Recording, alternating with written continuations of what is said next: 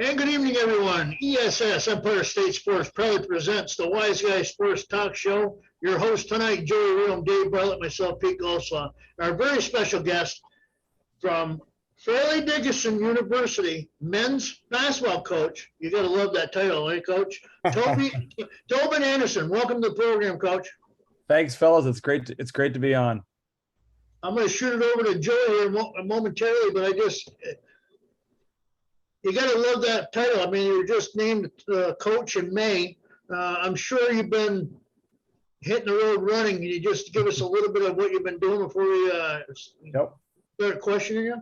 Well, it's been hard to enjoy a whole lot of stuff. We've been so busy trying to get going, so I haven't really had a chance to sit back and like you said, enjoy the title or enjoy the position. It's been like nonstop since I got the job. I got the job May 5th or 6th. My son's birthday is May 6th. I think it was like the 2 days before that. So May 4th, I got the job, and we had to sign. So we had a lot of comings and goings. We had to sign 8 new players this summer, eight scholarship players and 2 walk-ons. So it was 10 new players out of our 15, which is a lot for a first year. And then once we finished up, we signed the last kid, I think June 15th, and the next day we had to go on the road to recruit for this upcoming year. So there was no downtime at all in between. It was just like we'll go from one to the next. But the good thing is I didn't have to move. My family, we got to stay in the same house, the same school district. My kids in the same place. My wife's in the same spot. So that part's been easy. The family situation's been great. Just being able to have a little bit of stability. Because most of the time you leave a job, it's like the hardest part's trying to buy a house, sell a house. Kids go to new school. Kids are managed. Your wife's managed you. So I mean, they're still mad at me, but that's other reasons than us moving. So no, it's been wonderful. We got 3 more days of summer workouts. We end on Wednesday, and then I'm gonna take about a week off, and then I'll get a chance to relax a little bit and try to take a deep breath and get ready for the season. Here it comes. Well, Coach, we've been doing we're somewhere well over 100 shows, and I was trying to. I'm pretty sure you're the first active D1 basketball coach that we've interviewed. Obviously, we interviewed Jerry Welch a couple of years ago, and he did coach in D1 at Iona, but it retired. So this is going to be pretty cool for us because we've interviewed plenty of our local D3 coaches. Just had Coach Adam Stockwell on, whom I know you know very well. We just had him. It was our last show. And it's going to be nice to be able to get some of the differences now between being a D3 coach, being a D1 coach. And obviously you're learning here as you go. Yeah. But obviously you're going to be able to give us a little bit of a different background. But before we dive into all that, we want to give you an opportunity right now. We usually lead this off with our guest giving us his pathway. So go ahead and give us your pathway to how you've ended up at Fairleigh Dickinson, and as far back as you want to go. Any coaches' names that you want to drop, that you want to say hello to. This is your part. Have at it. Awesome. Well, I won't bore you with all the details of my upbringing, but I grew up in Iowa. So I grew up in a small town in Iowa called Truro, Iowa. So a town of 500 people. So I actually think that they're living in Potsdam. Living in Iowa is not a whole lot different. I think there's a lot of similarities between small town. I love to fish. So I used to fish all the time back home. I fished all the time in Potsdam. So I grew up in Iowa. My dad was a coach. I grew up in a coaching household where, I spent most days at the gym, either at practice or his practice. When I was a kid, when I was old enough to walk, I went to practice and watched him run a team and coach his team. He's a math teacher as well. So he was a school teacher. So I was always around his guys. My heroes were his high school players. That's how I always wanted to be a great high school player, because his guys were my idols. I went to we were going in a station wagon, drive across the state of Iowa, playing summer league games, and just to watch his guys play. And I'd see his players and I'd see how much better they got. And I was hoping that someday I'd have a chance to be one of those guys. And so that was always my dream, to be on one of his teams and play and take a team to the state tournament, all that kind of stuff. So that's my background. I grew up there. I grew up in Iowa and loved that. Had a great upbringing and would have traded that for the world. I ended up in a long, so yeah, I played for my dad. We actually had a lot of success. Went to the state tournament 2 times, which for me was like the best thing in the world. I love playing for my father. It was probably the best, easily the best thing I ever did in my life was to play for him and to have a lot of success. And so left Iowa, ended up going to prep school in Maine. It's a long story, but I went to Maine to a year of prep school. I was a skinny, about 125-pound guy out of high school. I couldn't play, wasn't ready for college. So I ended up going there. I wanted to go to Division I. The people at my prep school said, Tobin, you can't play Division I. You're better off going someplace where you can play. And they were right, of course. I couldn't play at Princeton or Yale or Dartmouth. So I ended up going to Division III school, Wesleyan University, which is actually the school that's Bill Belichick's alma mater. Eric Mangini went to school there. That actually was the same time I was there. Jed Hoyer, the president of the Cubs now, was one of my classmates. So a lot of good sports people were there. Loved it there. Played Division III basketball for 4 years. Had a very good career.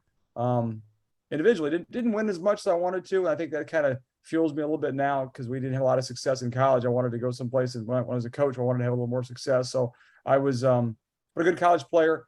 Went to so just to backtrack one step. So when I was at prep school, a guy named Walt Towns, who was at Dartmouth, came to recruit me.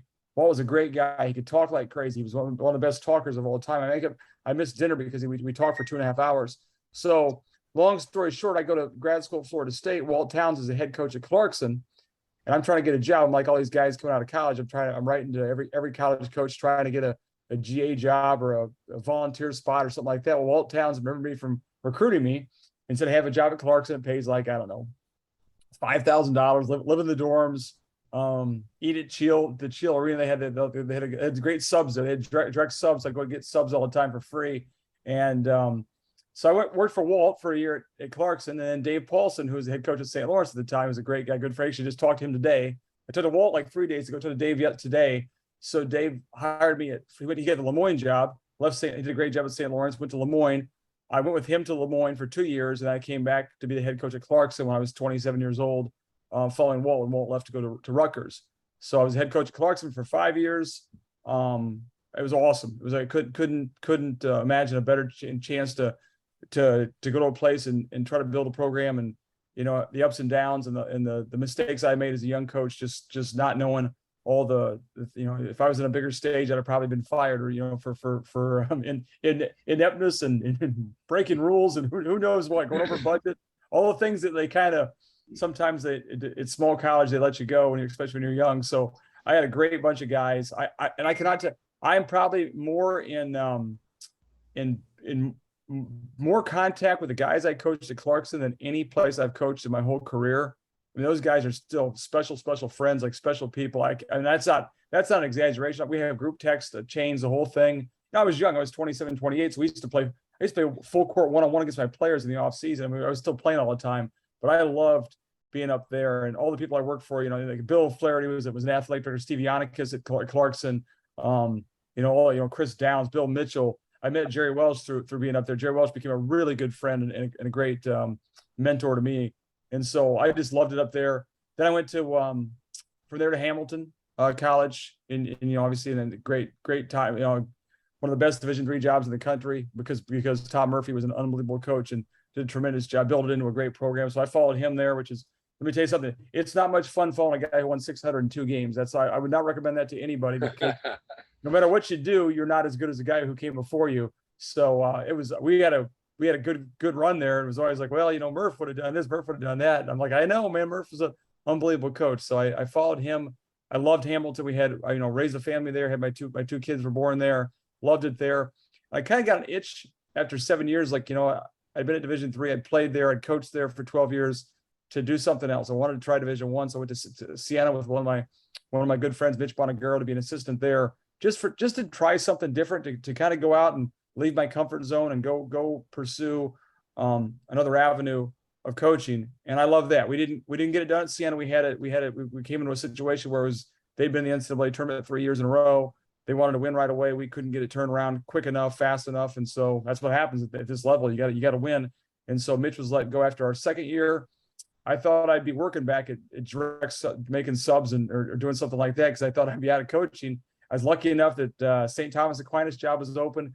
Actually, the AD had recruited his son to Clarkson when I first got the job, so I had a connection with that AD. He hires me at St. Thomas in a place that I thought we'd have a hard time winning you know, it was just, the gym is smaller than, I mean, it's one of the worst gyms probably in all of college basketball.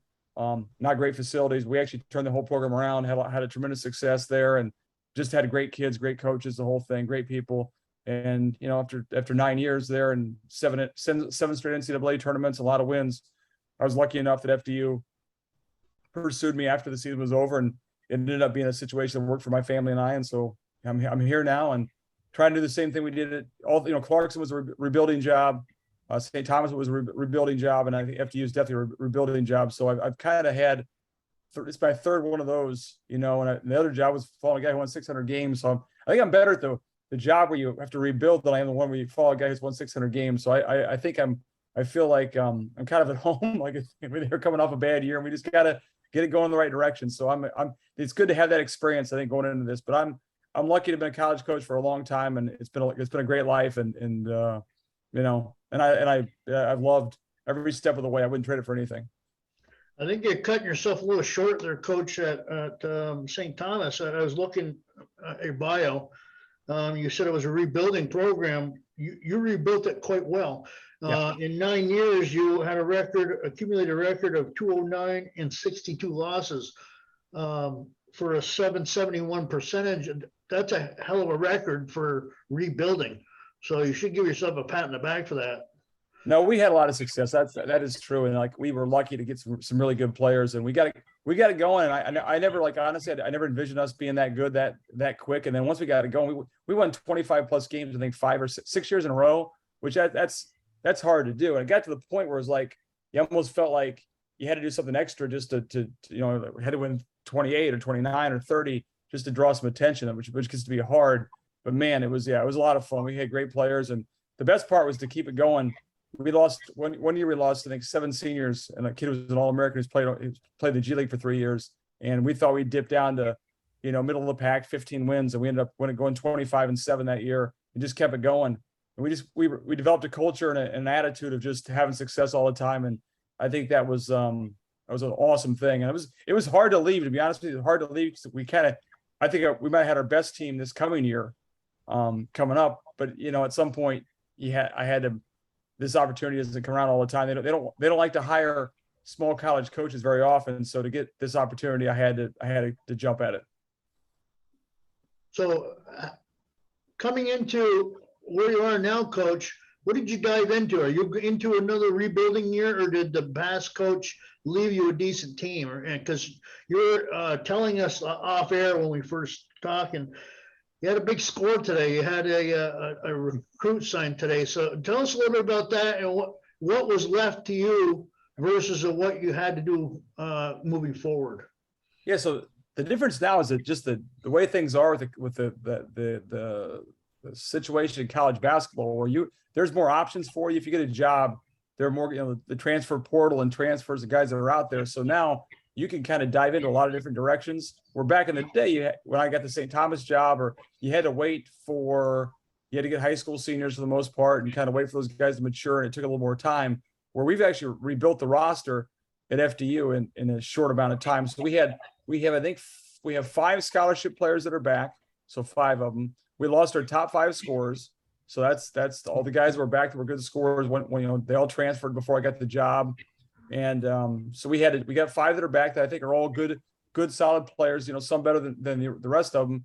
And then we got 8 new scholarship players, which gets us to 13. And then we got 2 new walk-ons. So out of our 15 guys, we have 10 new guys, that's a lot for 1 year. And you couldn't do that in the past. And the funny part is, like, out of those 10 new guys, only 3 of them are freshmen. 3 are freshmen.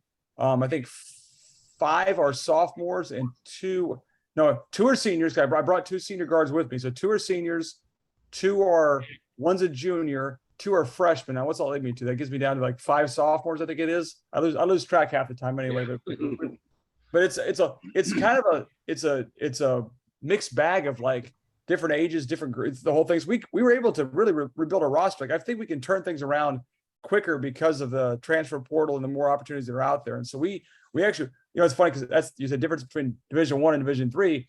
We've had practice since July 5th. So we've been on campus now for like the last 6 weeks, practice and workouts.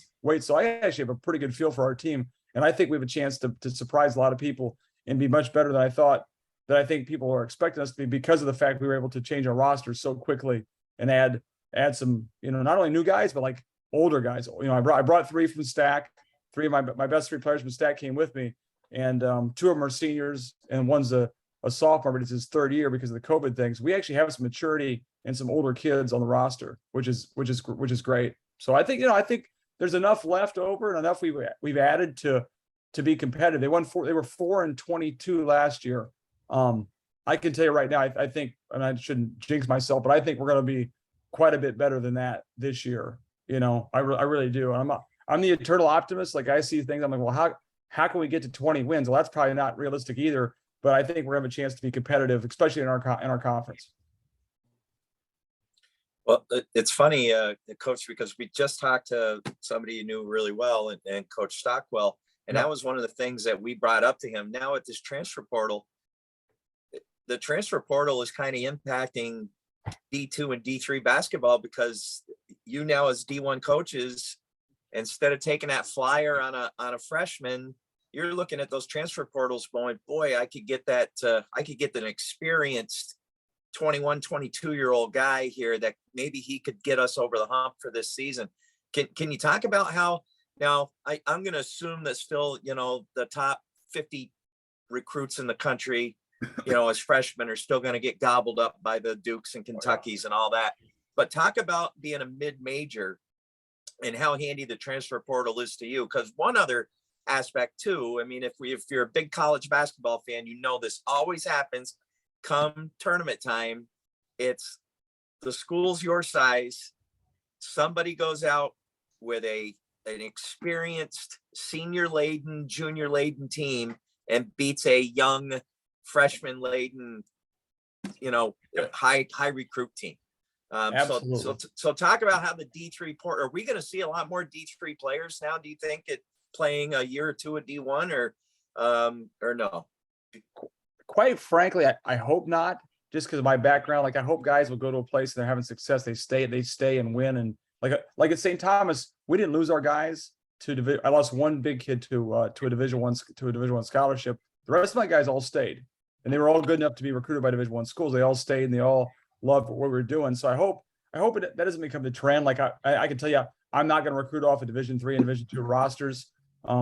Just I think that's just not the right thing to do. Now, if kids go in the portal, it's in the store if they choose to go in the portal. But I'd prefer to do it with high school seniors. I'd prefer to build it that way with 4-year guys. But I'm also not naive to what's going on, where there's going to be some times you got to fill a hole where, some of our guys could take off, and now you got to fill it. You need, like you said, you need an older guy, a more mature, experienced guy. You may have to go in the portal and get a kid who's a junior, senior for another place. But there's a lot of guys. I think Coach Stockwell said this on the podcast. There's a lot of guys playing Division III and Division II who could easily play Division I. And we had better players at St. Thomas Aquinas than we did at Siena. That's probably we got fired at Siena because we didn't have good enough players. But we had more talent at St. Thomas Aquinas than we did at Siena.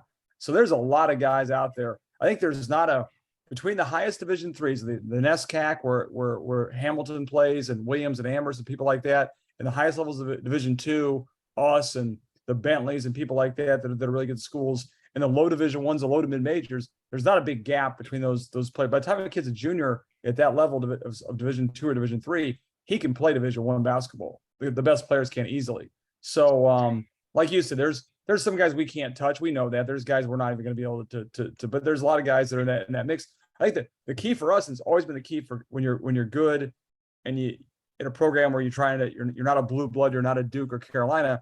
Can you evaluate the right guys and find a guy who right now for us, maybe he can play in the Atlantic 10, can play at UMass or Rhode Island or place like, but we get him before they notice him or before they think he's that good or on the upswing, and he ends up being in 2 years like, wow, how did FDU get this kid who really should be playing at the higher level at a Fordham or Richmond or place like that? We kind of, for lack of a better word, we steal that kid. We had a kid, Justin Reyes, who played for us at St. Thomas. We beat St. John's when he was a sophomore, beat St. John's by 35 points at their place in an exhibition game. He had 28 points, 18 rebounds as a sophomore. He was the best player on the court by far against a Big East team. He was by far the best player on the court. We were just lucky because he ended up being a kid that they overlooked, and we were like, oh, he'll be a great player for us. And so I think sometimes when they talk recruiting, it's a evaluation. Like it's finding guys who are under the radar, who have the big potential to be great players. And that's what the good small colleges do. That's what the good low to mid-major schools do. And like you said, like, hey, if we can get guys who'll stay for 3 or 4 years, all of a sudden those guys are seniors, we can beat those teams that have the one and dones or the 18 or 19-year-old kids. And like you said, that's what makes the NCAA tournament so much fun. I mean, the NCAA tournament's fun because of the St. Peter's, the UMBCs, the schools that beat the big boys. That's what makes it fun. So we'd love to get to the tournament and do something like that. That'd be the ultimate goal, is to go to the NCAA, to go to the big dance and play one of those blue bloods and have a chance to beat them. That'd be fantastic. So that's what we're aiming for. But we got a kid today. We were talking about that before we got on here. We decided, I think a kid is a steal. I think a kid's gonna be a great player. And I think we're lucky we liked him, and some schools are kind of, let's wait, or let's wait for the portal. Let's get an older guy. And like, that's fine. We'll take this kid now. I think in 3 years, people will say, well, how'd you get him? So, recruiting is an art. It's not a science. It's not there's no exact in recruiting. So you just got to try to find guys who you think fit your system, fit how you're going to play, and who work and get better. And so I think we've done a good job of that every place I've been. We got to keep doing that though. Have to.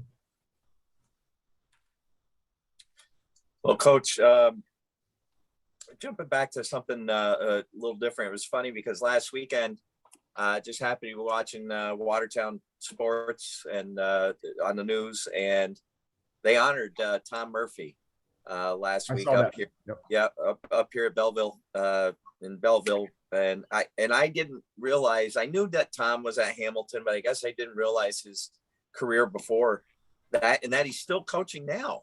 I didn't realize that he's on a who's he with right now? He's on a D1 bench. Northeastern. Yep. So, you talked about having to fill that man's shoes, and Coach Stockwell even mentioned Tom in our show. I mean, he's a legend at Hamilton. So, talk a little bit about Tom and the impact that he's had on in your life. I'm sure that you two have talked since you got this job. I'm sure he's happy as heck for you. So talk a little bit, dive a little bit more into Coach Murphy. We actually talked the day I was offered this job, which is funny. So the people at FDU actually called him. They knew him, and they called him, and he actually helped me get this job. So I'm indebted, tremendous gratitude towards him for his friendship and being a good guy and helped me out along the way. We were actually, when I was at Clarkson, we went head to head up, for 5 years. And so we were pretty good rivals. And it wasn't a rivalry. We got there. We kind of made it into a rivalry. We beat them my last year at their place by 10 points. It was a great win for us. They beat us in the conference tournament. So we went head to head. And then to follow him, obviously, the guy was just he's a tremendous coach. I think he's in his 80s now, and he's still coaching. He's still probably got more energy than most guys that are half his age. And he just loves basketball. He loves coaching. And like the thing you talk about, getting honored, his high school team won like 54 straight games before he got the Hamilton job. So that guy, he just wins. Like some guys just win. It's just, he's one of those guys. He just like Jerry Welch. Jerry Welch, he could coach a bunch of 11 and 12-year-olds, and he's gonna win games. And like that's how Tom Murphy was. Tom Murphy will take any team out there, and he'll find a way to win.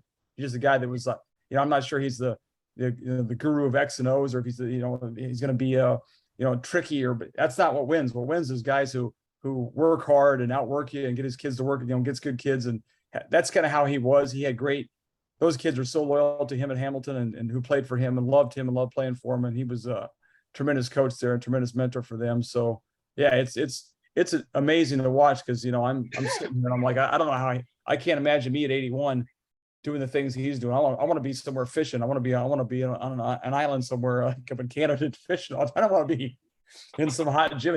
He's still doing it. So it's pretty amazing. And you just think of all the guys that come out of there, all the great coaches that come out of there, the Rick Carlisles and the Jerry Welches and the Tom Murphys, and the people who are just unbelievable. And there's a lot more that I'd be remiss not to mention their names, but just so many great coaches and basketball people who came from there. I mean, I didn't even know half that when I got to Clarkson, like all the guys who come out of there. So it's a great, people always equate it with hockey. Like hockey obviously is a major thing. There's a lot of good basketball people up in that area too. So yeah, Murph is one of those great guys.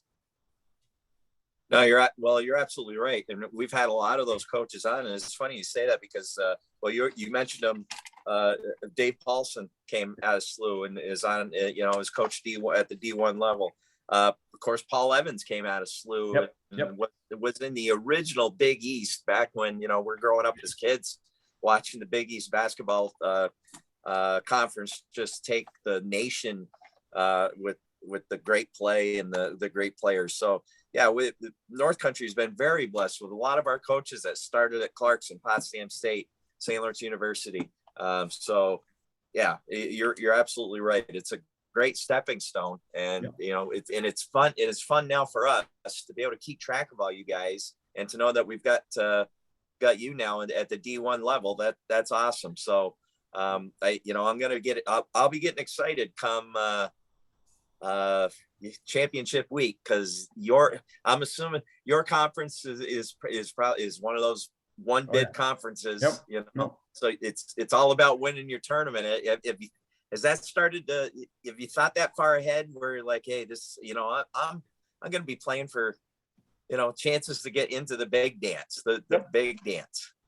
Yeah. And like we've been to the NCAA 7 straight years at St. Thomas, which is Division II is great. It's awesome, but it's like you play Division II. The reality is you play sometimes in an empty gym in front of very few people. And it's not the same. I mean, the big dance, you want to go to the Division I big dance and play on CBS and have a chance to go play, Purdue or Arkansas or Marquette or somebody who's you see all the time and have a chance to beat those teams. So yeah, absolutely. I mean, and like you said, it's the week before the NCAA tournament, the championship week, when there's so much pressure because you're a one bid league and you have to, you can win 20 games and have a great year, but you're playing for your life on a Tuesday night trying to survive. And I think the fun thing about those leagues is like for our league, we play the highest seed hosts.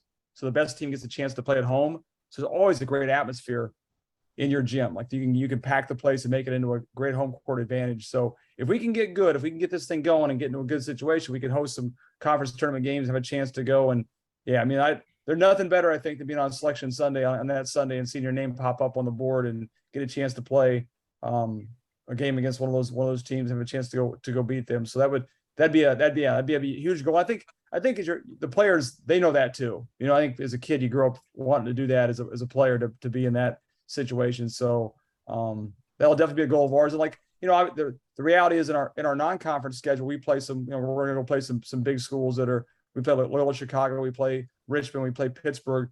Those are tough games for us. We're not going to win all those games. If you can steal one of those, it'd be great. And then you got a bunch of games you hopefully can win. But it all comes down to your conference, like how you do in your conference. And we know when we start playing December 29th, it's all about trying to win conference games, get a high seed, hopefully get a home game or two, and then win your conference tournament. And I think when you as a program, that's the biggest goal. That's the ultimate goal is to do that. So our players all know that. We've talked about that a little bit. I think they all know that. But it's like, hey, fellas, we want to. We're not gonna come in here and be our best in November, December. But if we can get to January and start playing great basketball and have a chance to do well in our conference, that's what it's all about. So that's our ultimate goal for sure. You think about those we're talking about the championship week, and Coach, what we get to see, I've been lucky enough. Most people only see that championship game out of the smaller conferences on TV. If you're lucky enough to be able to find somebody that's carrying it, or even if it's just watching it on that school's webcast or whatever, the games that you're going to play that get you into that championship game, it's the same feeling, because it's not like the ACC where 6 of them know they're going. Even if they lose, that it's a totally different feeling. You're that 1 versus 8 game is a big deal. There's so much pressure. Yeah. And that's the thing. It's like those are the games that are like, those are the pressure packed. If you can get to the finals, at least you're in the finals and you have a chance. It's like if you have a good year and you're playing the 8 seed, then that 8 seed, their whole season comes down to that one game. It's like they want to upset you and they want to send you packing. It's a lot of pressure. I've always thought even when I was at Division III, when I was at Clarkson and Hamilton, the conference tournament, the one bid conference tournament is the most pressure because, like you said, if you lose, you're going home. There's no at large bid. There's no back way into the tournament. You're done. And if you win, you're going to the ultimate prize. So it's yeah, those are unbelievable games. The intensity is incredible, and it's a little bit like when you start the conference tournament, everybody's kind of 0-0, and even if you're an 8 seed or 7 seed or 6 seed, you still have a chance to make a run. You see it all the time. You see those teams win a couple games, get hot at the right time, and play their best basketball. I think about our league, the NEC, is it's wide open. Like there's a lot of teams that can, especially this year. The last 2 champions have left our conference, and so it's wide open, and it's a good time for us to kind of be in and we say rebuilding, but like I said, we're not telling our players that. We're telling our players that we're all starting from square one. Like, hey, let's go win the conference. Let's go get a high seed. And I think this is a good time for us to make a move towards the upper half because it's wide open. And I think our players know that too. Is your conference a championship games at the home of the higher seed? Yep. So that's it. The highest seed hosts the whole way through. So it's always going to be a great atmosphere. Some of the time they play these games in like neutral sites where it's like, the crowds aren't as good. It's not the same kind of atmosphere. These are all highest seed hosts. And so, our final game is on ESPN2 on Tuesday night. And so you want to get to that. If you get to that Tuesday, if we played at home on a Tuesday, our place seats about 5,000 people. I'll bet we can get 6,000 in there for a conference championship. I'll bet we could get that place, get the fire marshal in there and try kicking people out of there and make it just crazy. So I think there's a way for us to get that. If we can get that game, that'd be an awesome experience. So you mentioned a little bit about your non-league schedule. You mentioned Pittsburgh, but any other you got any destinations, trips that you're really looking forward to?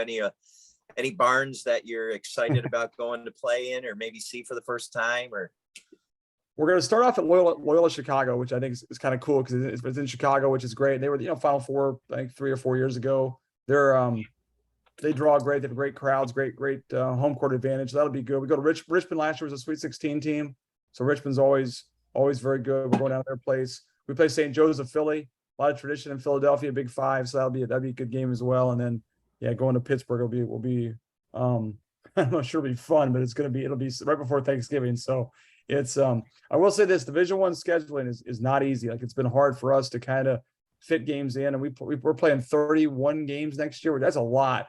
And like, it's hard we travel a lot more than we did at Division II, Division III. There's a lot more that we'll be playing a lot more games. We play there's one stretch we go Friday, Saturday, Sunday, play 3 games in 3 days. And then we go to Pittsburgh on a Tuesday. So it's 4 games in 5 days. That's a lot. Like it's a lot more traveling and flying and you got to make sure we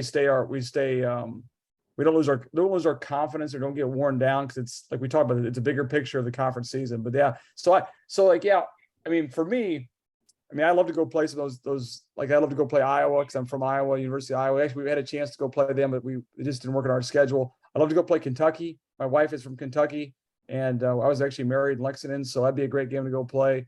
I'd love to go to Butler. Would be a great place. Notre Dame would be a great. So we'll eventually play some of those schools at the right time. It just depends on it's just hard to fit games in and all that kind of stuff. But the scheduling is not fun. It's like now the reality is because we were so bad last year, everybody wants to play us right now. I would imagine if we get a little bit better, it'll be a little even harder to get games. When I was at St. Thomas, we beat St. John's that 1 year in exhibition, and I called every Division I school on the East Coast, and nobody would play us for the next 5 years. So I know why they're calling me now because we're not. They don't think we'll be any good. In a couple of years, hopefully they won't be calling me as much. Hopefully we can. He won't be the school that everyone wants to play. But I'm excited about our schedule. I'm excited about the opportunity. It's there's some great like going to Pittsburgh. Like Pittsburgh's the 6th biggest arena in the country. My son's a big basketball. My son's 16 and he's like, Dad, that's the 6th biggest gym in the whole country. It's like, oh my God, that's great. That's great, Bryce. Well, there'll be a lot of people there to watch us get our tails kicked. But no, there's some great opportunities there. I think as a player, you want to go play some of those big schools and see how we do and measure ourselves up a little bit. And we're excited about that.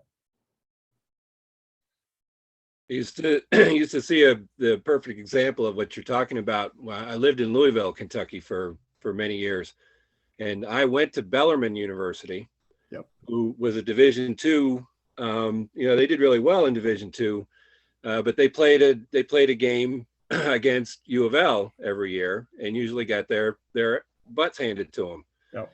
Until they started getting better. And then U of L wasn't so excited about that game anymore. Yep. Now that Bellarmine's actually moved up to Division I, they actually won their conference last year, but they couldn't play in the tournament because it was their first year Yep. in Division I. That's a weird rule, but Yep. Yeah. When we were in the Elite Eight 4 years ago in South Dakota, they were there as well. They were there the same time we were. So the guy at Bellarmine's a great coach. He was actually assistant at Louisville. Yeah. And he's a tremendous coach. And yeah, you do not want to play Bellarmine now. I mean, Bellarmine, they've gotten so good. And like if you're a big school, that's a good way to get yourself upset on a non-conference game. So yeah, I can see teams not wanting to play them. These schools, they offer money, so it's like, some schools will pay more than others or whatever it is. But you pay Bellarmine $80,000 to come in and beat you. That's a double-edged sword right there. You lose, right. You give them $80,000. That's not a good thing for anybody. But no, they're very good. So Coach, you've been practicing already since when? Since July 5th. July 5th, and you just signed a recruit today. Yep. So how difficult is it going to be for that new recruit to get into the working aspects of things? Can you? He's for next year. He's for the year after. So we got him. He's still got one more year of high school left. So Gotcha. our roster's set for this year. All those guys have been practicing. They're all set for this year. And then now we're already going on guys for the upcoming year, which is crazy because it's still pretty early. But I think more kids are deciding now early because they don't want to wait around in case the portal happens again, in case more, there's less spots are open. So more guys want to make decisions quicker. Like this kid wanted to make a decision. Like he came up for a visit last week and he wanted to make a decision. We're like, yeah, let's get it done. So we're actually trying to sign some more guys. And I've been on the phone all day trying to get more guys to pull the trigger. So yeah, but yeah, our roster's set for next year, which has been great. Like the summertime, like July 5th. Now you only get 4 hours of basketball per week. So you have to divide it up. Like some days we go an hour on a Monday, maybe 45 minutes on a Tuesday, maybe an hour and 15 on a Wednesday. We got to chop it up a little bit. But you can go 4 hours of basketball and 4 hours of conditioning and weights. So we've done a lot of like track workouts and conditioning and stuff like that. Just kind of install the toughness, the culture, and that kind of thing. So, but it's great. We have team meals. We went bowling. We've been over to my house for a cookout. Like it's a great chance to bond with your team in the summertime. Division II and Division III, you don't have a chance to do all that kind of stuff. So that part's been good. It's just been nonstop. Like we go from team workouts Monday through Friday, and then Friday we're usually on the road going recruiting. So I'm in Chicago going recruiting. I come back Sunday night about 8 o'clock at night. The next morning we're on the track by 6 a.m. It's a lot more. But it's also all the fun stuff. Like the being in the gym with the guys is great. So and they all take one class in the summer, but it's kind of it's not the same kind of structure. One class is fairly easy, so it's not like they're constantly busy all the time. They have plenty of time to kind of hang out and play video games and bond. And the team stuff that we do is great. So it's been a good summer. I mean, I enjoy. So they go home on Wednesday and they're home for 2 weeks, and then we come back to start classes on the 29th of August. So it's a good little, 6 weeks period, 2 week break, and then we're back to school. But it's different because I'm not used to having summertime practice and things like that. So it's been all new for me as well. I mean, I'm like you said at the start, I'm still learning on the job as well, trying to figure out how to handle the whole thing. And you don't want to wear them out or make them miserable. So we've tried to have some fun and not make it a situation where they're not looking forward to coming back in August. Well, this is like Joey said earlier, this is all new to us for the D1 thing because we're usually talking to D3 and junior college. So you're talking about mostly 2-year students and you're dealing with 4-year. And so your expectations of keeping somebody for 4 years, is that realistic? Or is there somebody going to be knocking on one of your kids' doors that that has elevated to that level, saying, "Hey, come on, play with us." I'm a big believer that if you do things the right way and you treat them well and you win and you have success and they're having success, that they'll be pretty loyal to you and they'll stay. You know, we had guys at St. Thomas who could have left after a couple of years, 2 or 3 years, and they decided to stay the whole time, all 4 years. So I believe that if we do things the right way, we have success, and then you know they're playing, they're putting up good numbers. They're all conference. They're having some personal plus team success. They may stay the whole time. But I'm also not naive to, if a kid has a great season, that someone wouldn't be knocking on their door saying, "Hey, would you like to come to a higher level?" And then, you know, I hear all of this NIL stuff with the money and things like that. We don't have to deal with that at FDU right now, but like there's some schools that are offering lots of money to guys, and you know, so but I think part of is the recruiting. Like if we get kids that are come from good backgrounds, they want the right things, they're not looking to just move around all the time, that I think they might stay. So, you know, we got to keep our eyes and ears open, and you know, if you treat your guys well, hopefully there'll be some loyalty there from them as well. You know, but I brought the 3 guys from St. Thomas with me, and those guys were all in at St. Thomas, and they stayed the whole time. They're very loyal, and they would not have gone anywhere.